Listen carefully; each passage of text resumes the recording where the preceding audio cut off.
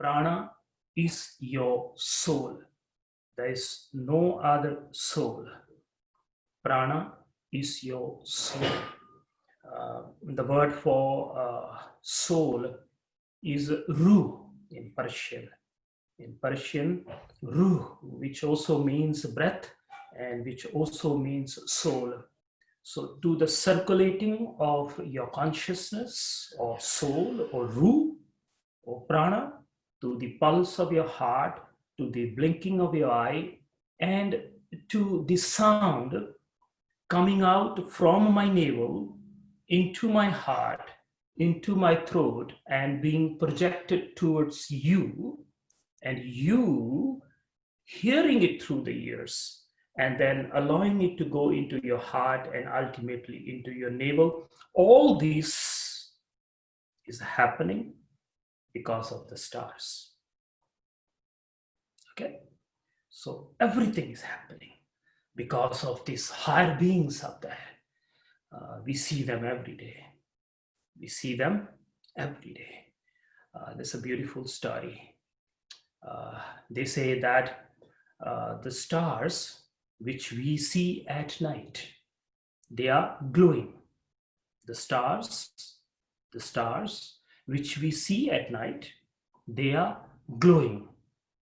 And those who sit and meditate and connect with themselves, the stars see them glowing.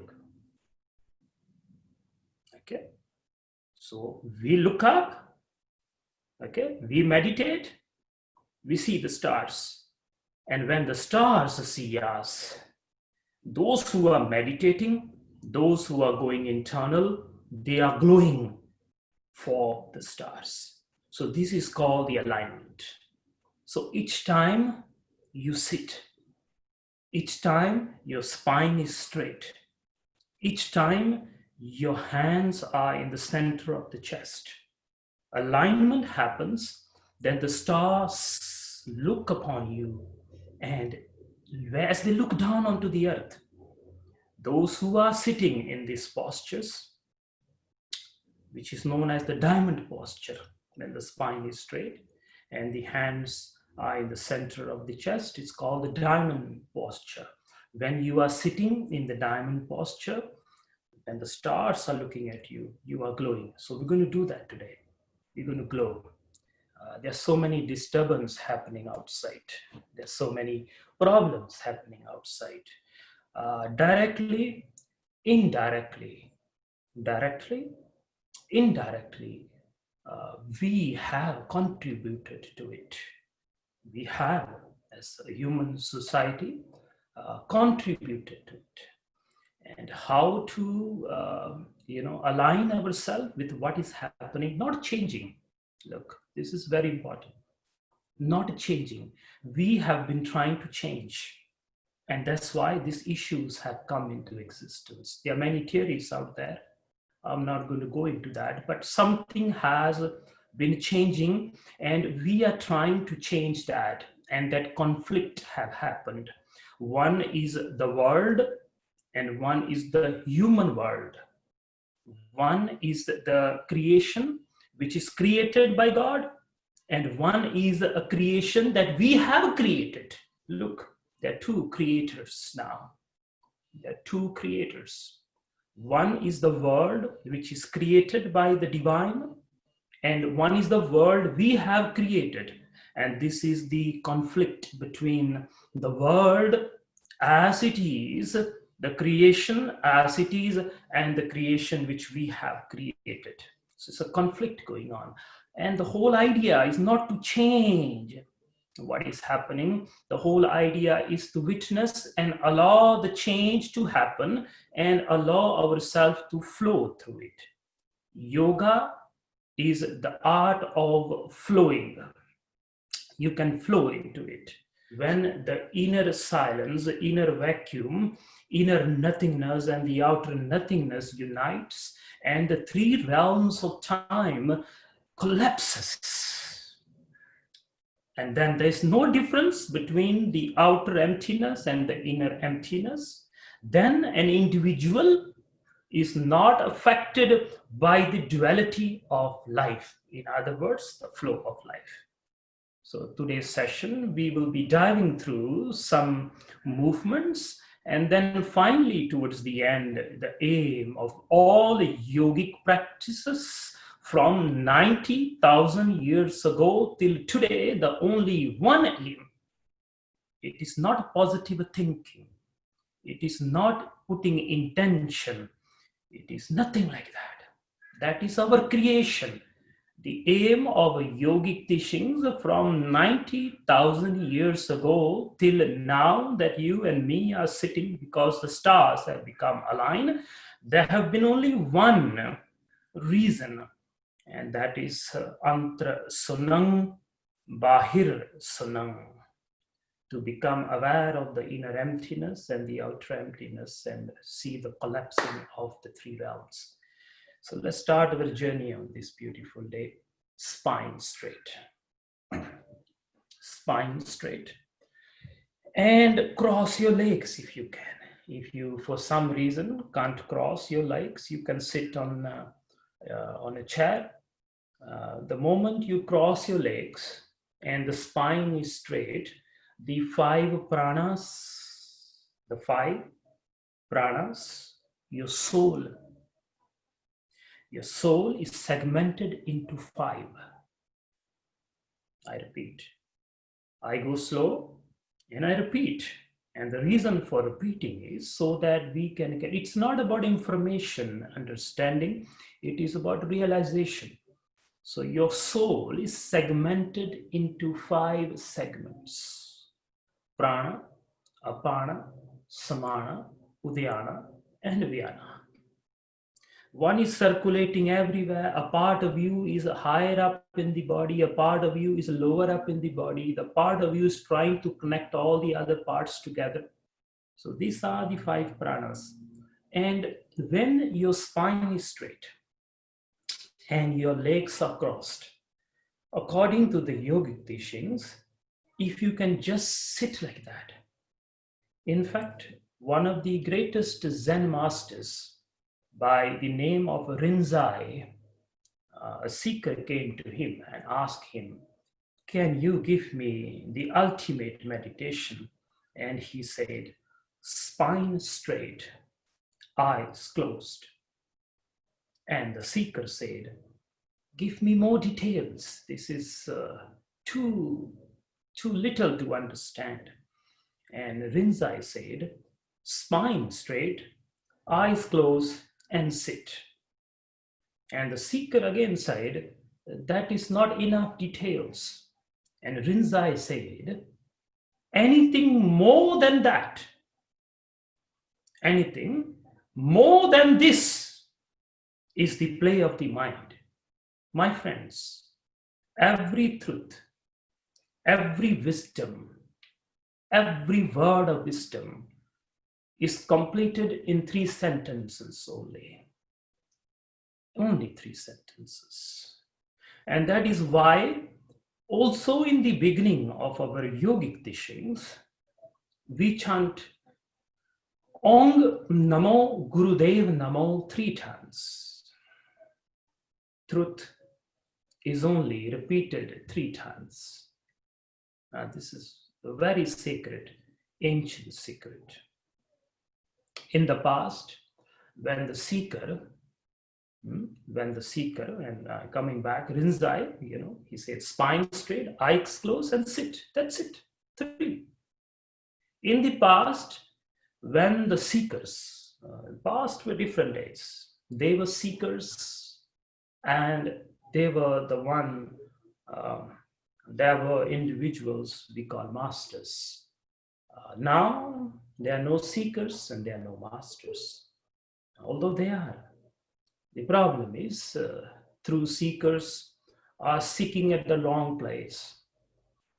So coming back to our story, 3 statements is enough. And that is why Ong Namo Gurudev Namo is chanted 3 times. This is one of the most beautiful mantras ever recited on the surface of the earth. Ong Namo Gurudev Namo.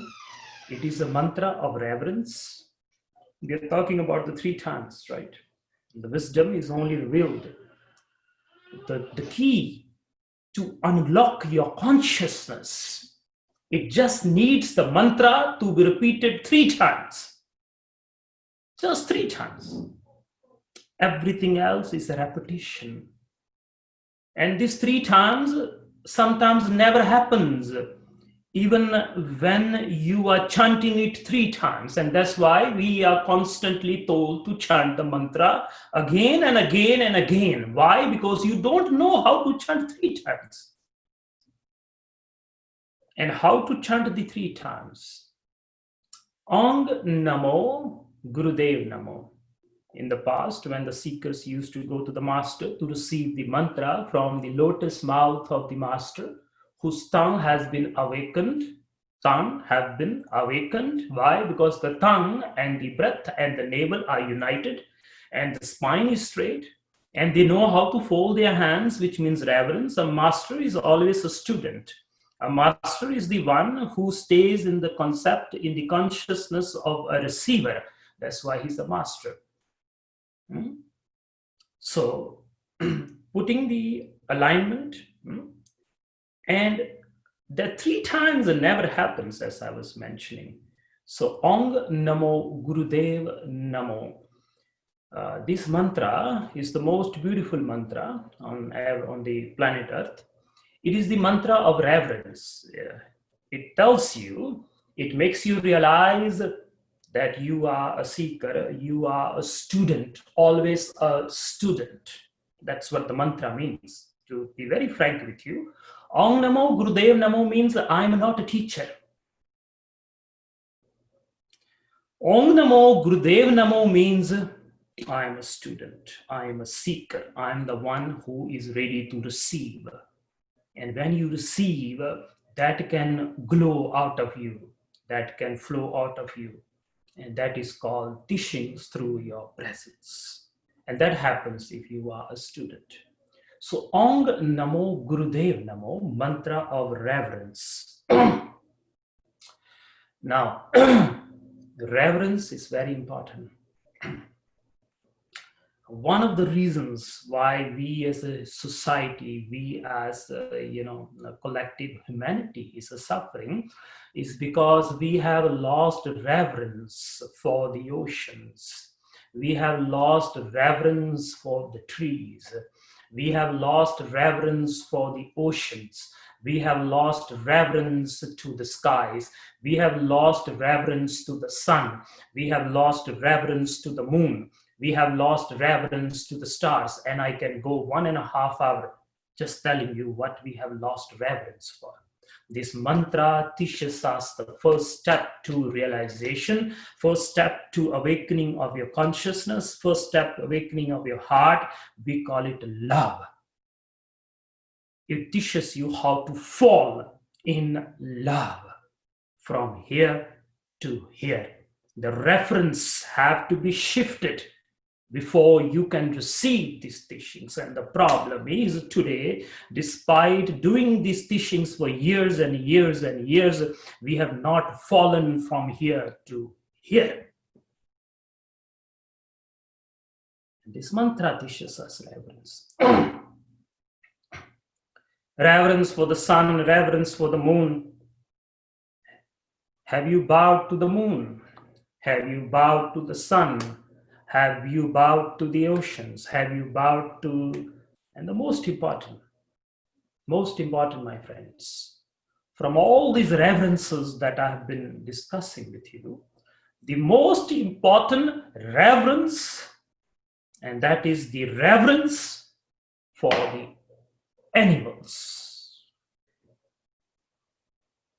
Reverence for the animals. Third time, reverence for the animals. We have lost it. And the cosmos will not forgive us for doing that. We have rights for everything, but we have not worked on the rights of the animals. And one of the theories suggests that this, whatever is happening, came from the animals. And the reason for that, again, is the conflict between our world and the world of the divine. So this mantra is the mantra of reverence. Never jump in, never go into meditation without this mantra, my friends, or you will go mad. There have been these problems going on where people want to change, people want to throw. Go ahead, do it, experiment and see what happens. Enough of madness have happened. This mantra is the Maha Mantra. You shall never assess your heart without the tuning yourself into this mantra. Ong Namo Gurudev Namo. Mantra of reverence. In the words of, I'm going slow, let's talk. Then we do something. Not blindly jumping into and doing all these things. You have to prepare the space, and that space have to be prepared when this receives wisdom. And that's what I'm giving you, my friends, through the grace of Guru Ram Das and the guidance of my beloved master. I'm giving you that stuff. And those who were supposed to receive will receive. And those who shall not is because of doubts. So let's come back to our subject. Ong Namo Gurudev Namo. Mahavira, the great sage, the great Tirantakar of Jain tradition, the tradition of the genies, the Jains, Jainism, Jain Dharma, that is the exact beautiful word, Jain Dharma, the Dharma of the genies, the genie and the lamp came from their tradition. The sages of the lamp, when somebody asked him, O Tirantakar, a great awakened sage, that's what it means, can you give me the secret of life? What have you attained? And he says, my whole teachings can be referenced, can be summarized into just one sutra, and that sutra is have reverence for reverence.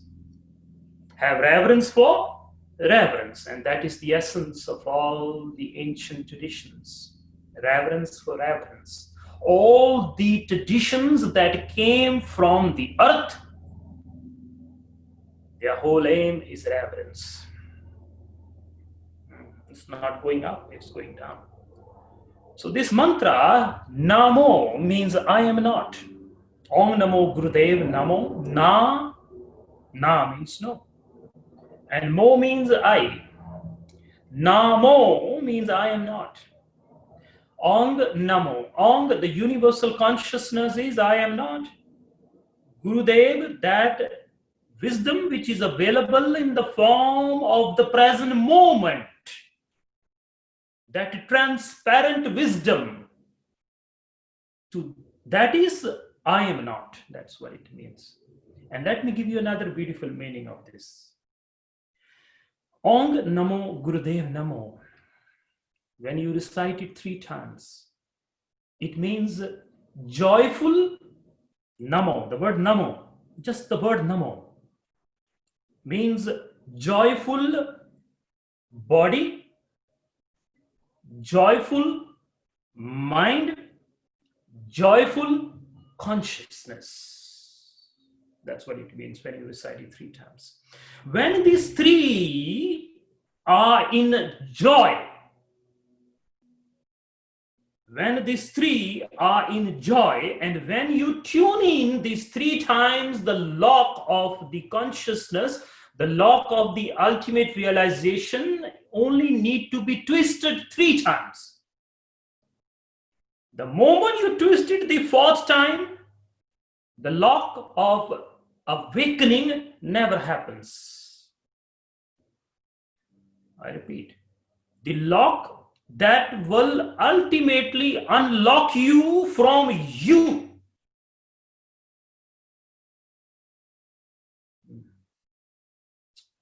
The lock that will unlock you from you, not from anything else. You have your own concepts, own ideas. The universe has its own flow, and the conflict happens, and this happens in the form of relationship, in the form of all the issues, in the form of stress, in the form of depression, in the form of this world lockdown. And the beautiful sutra in the ancient past sages, once Shiva was asked, who is an unawakened one? And Shiva said one of the most beautiful sutras. He says, Siddhaha, Siddhaha, Swaha Tantra Bhava. If I was to translate this, beautiful. Siddhaha, Swaha Tantra Bhava, which means one who is free of himself or herself is the awakened one. That's it. It's not about awakening the chakras. It's not even about awakening the kundalini. It's not even about holding the breath. It's not even holding the posture. It's not about doing the 3 stages. It's not about doing the 21 stages. It's not about doing the 4 levels or 3 levels or 100 levels. All these is the play of the human ego. Only one, Siddhaha Swahatantra Bhava. That's it. When these 3, mind, body, and consciousness, are in joy, and you unlock yourself from the unlock. You unlock yourself from the lock of the self. Then you are free. And that happens when these 3, body, mind, and consciousness, is in joy, is in tune, and you chant this mantra 3 times, journey is over.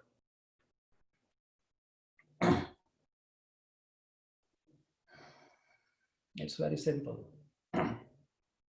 But because this is not happening, we do it again and again and again.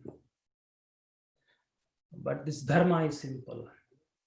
So my friends, Om Namo Gurudev Namo 3 times. Let's tune in.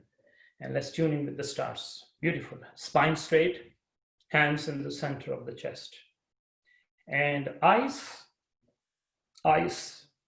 which holds memory. Eyes holds memory. You're blinking the eye because of the thoughts in the head. A newborn child never blinks. He never blinks for days. I don't know if you have ever noticed. A newborn child never blinks for days. And then when for the first time the child blinks, pattern is created. You are in a pattern. Pattern is karma. Karma is dukkha and sukha. What is dukkha and sukha? Dukkha is the pattern that irritates you. Sukha is the pattern that makes you happy. So there are some patterns we want to do it again and again, and some pattern we want to repel. Anything that repels you is called dukkha. Anything that attracts you is called sukha. There's only 2 patterns. And ultimately this pattern is there because of the blinking of the eye. And the blinking of the eye starts the first pattern. And that blinking of the eye means now you're established in the realm of karma. Karma is pattern. Everything is pattern. Everything around you is a pattern. And the problem is those who don't learn from these patterns, they are stuck in the samsara. And those who learn from the patterns, they attain dharma. You learn from karma so that you can attain to dharma. As long as dharma is not realized out of the pattern of the karma, you keep going. It's called the reincarnation of consciousness. Sitting again and again, doing again and again and again and again. And this all can be realized with just Om Namo Gurudev Namo 3 times, the Maha Mantra. So the blinking of the eye, spine straight, hands in the center of the chest, and the eye is blinking because there is a pattern. The first blink created the pattern. I am repeating myself. I love to repeat, because out of this repetition, you can learn dharma. Sometimes our mind, which only can pay attention for 7 seconds. A fish, according to some research, is 9 seconds. We as humans can only have the caliber of 7 seconds. And that's why I love to repeat. Because when you repeat from this pattern, from this karma, you can learn the dharma. For the sake of that, I have to repeat. So the blinking of the eye. So the yogis say, as long as the eye is blinking, mind is running. As long as the mind is running, dukkha and sukha is coming in and out. You are in a pattern. You are stuck in the realm of karma. So the yogis gave a science. They say, close your eyes. That's it. Finish. No blinking of the eye. No shifting of the mind. And that's the first step. The eye is closed because eye has memory. Now, not just the blinking of the eye has to stop. The movement of the two eyeballs, we call the pupils, have to stop. And just with this, my friends, remember the Rinzai, we started off the story, spine straight. The moment the spine is straight, automatically the five winds, the Ru, the soul, which is segmented, can be aligned just with that. The problem is we don't do it enough. And then eyes close. When the eyes are closed, the memory is shut. The pattern, the blinking of the eye, the blinking of the mind, the blinking of the mind, the blinking of dukkha and sukha. We call the samsara. The will of samsara is not out there. It is right here. And that stops the alignment or the relaxation of your pupils, the relaxation, the stillness of the eyes is followed by that. And then you hands in the center of the chest. That's it. That's it. And if you were to just sit like that, according to the sages of the past, if you can just sit like that for 2.5 hours. Why 2.5 hours? Because the breath changes. Its flow. Ida to Pingala, Pingala to Ida. When this is activated, this is activated. When this is activated, this is activated. Ordinarily, according to some, it is according to your mindset and your circumstances and your environment, it may change the duration, but every 2.5 hours, the nostrils change. Life changes. If you can sit with any change that is happening for 2.5 hours, then something happens. And that is called Karamat. Karamat. Those of you recite the mantra, Tan Tan Ramadas Gur, Jin Sirya Tine Savarya, Puri Hui Karamat Aap Sirjana Hare Tarya. That sutra, Karamat. It's translated as a miracle. But Karamat means when you can sit with any change that is happening from the other side. Not that you want to change. It's not based on your intention. It's not based on your attention. It is based on the flow of the cosmos. You as not as an individual, but you as part and parcel of the whole. If you can sit with that, then a karamat happens. Karamat, beautiful word. A flow happens, a miracle happens. One of the reasons why I started our session with your mouth is because when the left nostril is working, left nostril is active. Left nostril is karmic prana. Karmic prana. And the right nostril is wisdom prana. These are the two pranas. The karmic prana and the wisdom prana. So you are shifting yourself from karmic prana to wisdom prana. It's going on. And when you are inhaling and exhaling through the O mouth, that is called the neutral prana. You are not assessing, listen, you are not assessing to your samsaric or the prana that you have earned. This is the prana which you have earned, which you have accumulated. You are assessing the raw neutral prana of the cosmos. And this is the secret to long life. And this is how the yogis used to prolong their life. Now, it's not that simple. So as you are inhaling and exhaling through the O mouth, and if your eyes stop moving really still, and the whole body is still, and spine is straight, and your posture is held for 200 breaths. So I'm teaching you how to assess the cosmic prana, not the prana which you have accumulated due to your karma. So our prana is due to karma. So prana is life, prana is karma, prana is pattern. I hope that makes sense so far. So what is happening, instead of assessing the prana which you have been given due to your accounts, you are saving that prana and you are assessing the direct wisdom or the direct neutral prana. Sorry, the word is neutral prana, shunya prana, through the O mouth. And according to the yogic science, when you inhale, exhale through the O mouth, the mind becomes balanced. So this nostril, this side of the hemisphere is working, this side the hemisphere is working. So when you do not inhale and exhale through these, both the hemisphere become neutral, and that is called samadhi. Sama means balance. So you're neither on the left, you're neither on the right.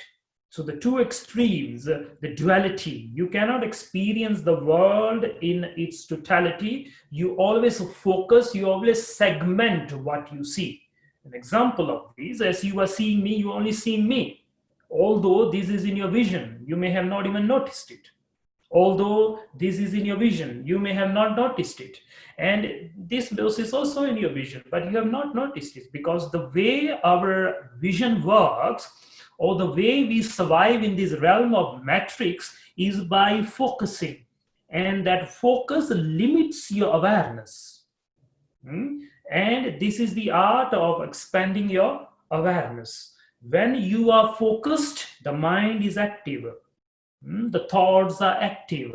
And because the thoughts are active, and the thoughts can only bring you in the past, or they can only bring you in the future, they cannot bring you in the now, you miss the present moment, you miss the access to consciousness, you miss to the realm of awareness, you get lost in the realm of focus. Okay? So you get stuck in the matrix of existence. Now, when you inhale, exhale through the O mouth, and when the eyes are still, although we did this for 1.5 minutes, most of us, even by doing 1.5 minutes, we did not assess the cosmic prana. Why?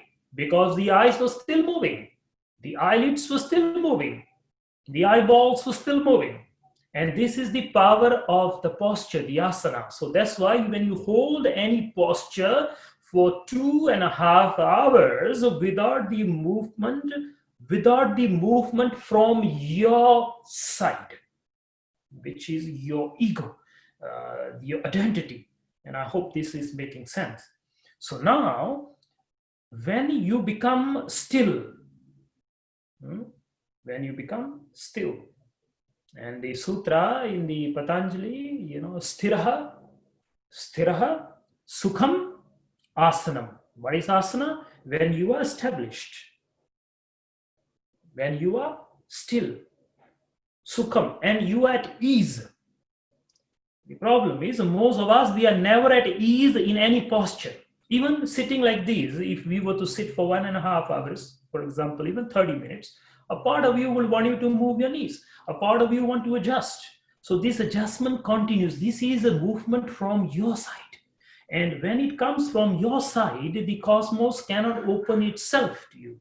You're still having the barrier of I am here and that is there. So the collapsing of there and here, time and space must collapse. The realm of Kal, which is the realm of duality, have to be still, so that from the Kal, our Kal can be experienced. And that is why when somebody passes away, we chant the Akal. It's to break them out of the matrix of duality, right and wrong, life and death. That is duality. And the reason you chant Akal is to make that consciousness which have left the human realm, to give her a clear signal, a clear mantra, a clear direction, that you are that which is neither in the realm of life and death, right and wrong. The two extremes is there because you focus yourself to a specific location. You become localized consciousness. And because you go into a localized consciousness, then the pattern starts. So this is the way of experiencing unlocalized consciousness or awareness known as samadhi.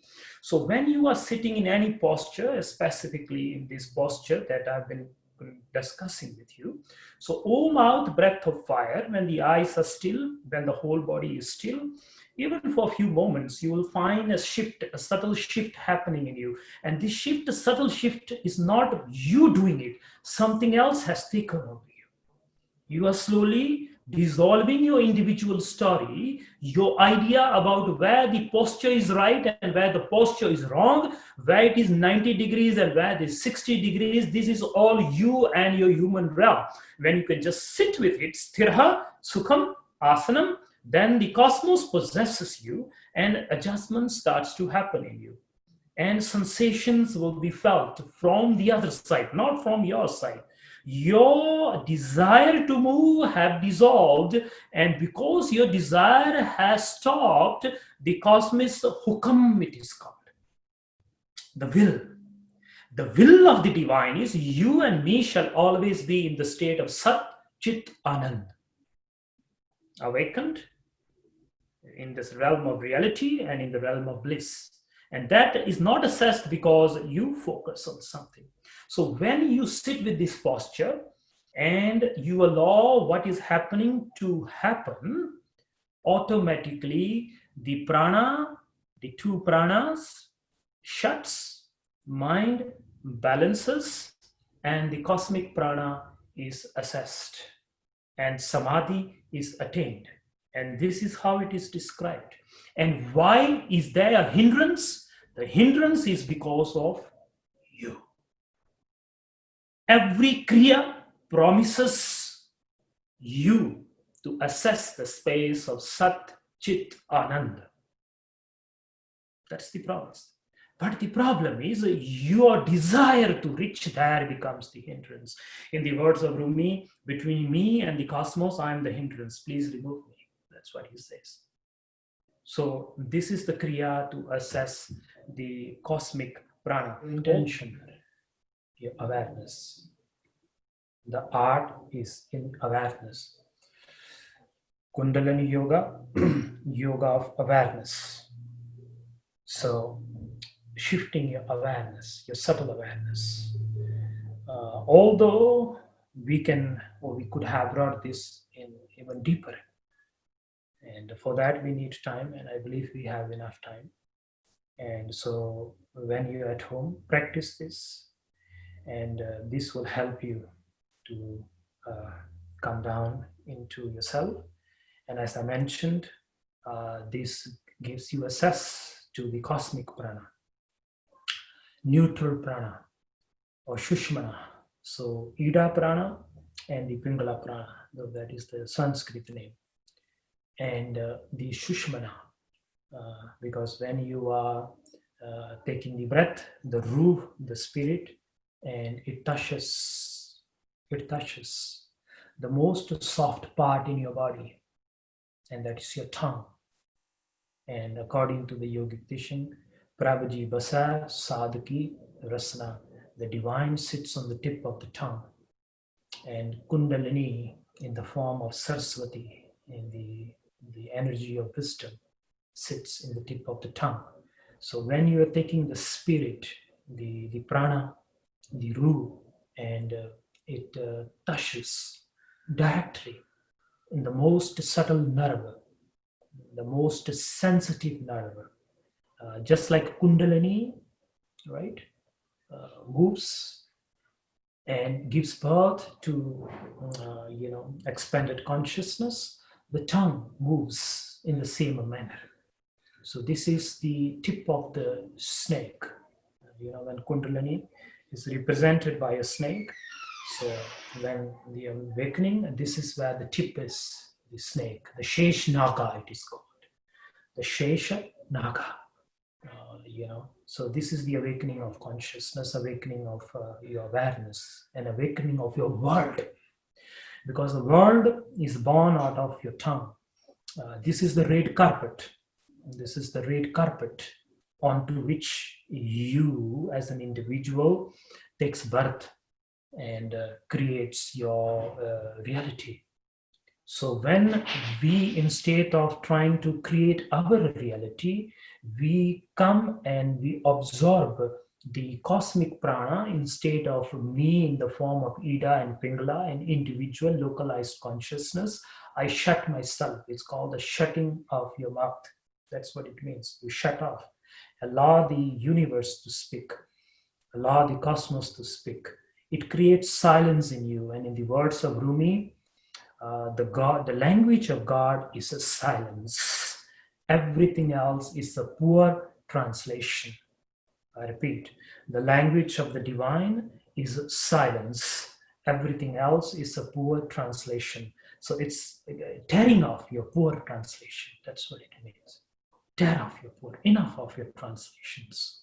Enough. It's time for you to shut up. That's what it means. And allow the cosmos to come and kiss you. The lips, the kiss of consciousness. It's happening all the time, just that you're not aware. Because the kiss, this is the Shakti, the matter, and this is Shiva, the spirit, coming in. And then when Shiva and Shakti, the Yogic Sutra says, Shiva, Shakti, ka khel mel, prakirta pasara. When Shiva and Shakti is in union, a new world takes birth.